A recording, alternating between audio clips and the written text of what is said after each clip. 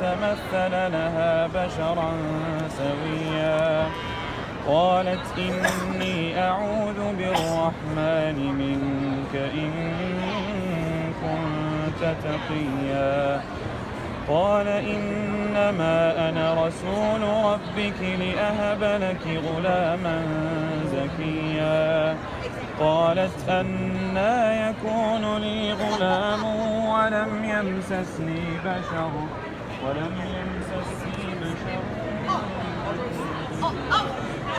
قال كذلك قال ربك هو علي هين ولنجعله آية للناس ورحمة منا وكان أمرا مقضيا فحملته فانتبذت به مكانا قصيا فأجاءها المخاض إلى جذع النخلة قالت يا ليتني مت قبل هذا وكنت نسيا منسيا فناداها من تحتها ألا تحزني قد جعل ربك تحتك سريا وهزي إليك بجذع النخلة تساقط عليك رطبا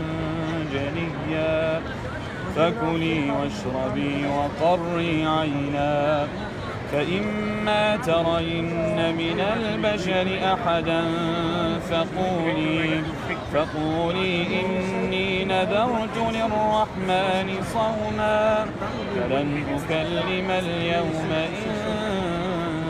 إنسيا فأتت به قومها تحمله قالوا يا مريم لقد جئت شيئا فريا يا أخت هارون ما كان أبوك امرأ سوء وما كانت أمك بغيا فأشارت إليه قالوا كيف نكلم من كان في المهد صبيا قال إني عبد الله آتاني الكتاب وجعلني نبيا وجعلني مباركا أينما كنت وأوصاني بالصلاة والزكاة ما دمت حيا وبرا بوالدتي ولم يجعلني جبارا شقيا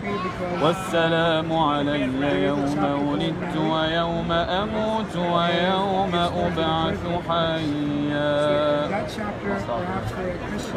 That's the passage continues a little bit. So peace is on me the day I was born. That's what Jesus said. That's how it sounds in Arabic. You'll hear if you go on YouTube, everyone kind of has a different style. Yeah. But there's just some rules you have to follow to properly pronounce the words and whatnot. Yeah. But then you kind of have freedom to sound as you like. And you do a lot of pitches in one sound or one consonant. Like, Yeah. You know. And now is that you or is that how it's So supposed to be? there's places where you need to stretch. Yeah. Okay, and then how you play with your voice changes. I have to. But let your what I do in 5 seconds is similar to how everyone else will do it differently.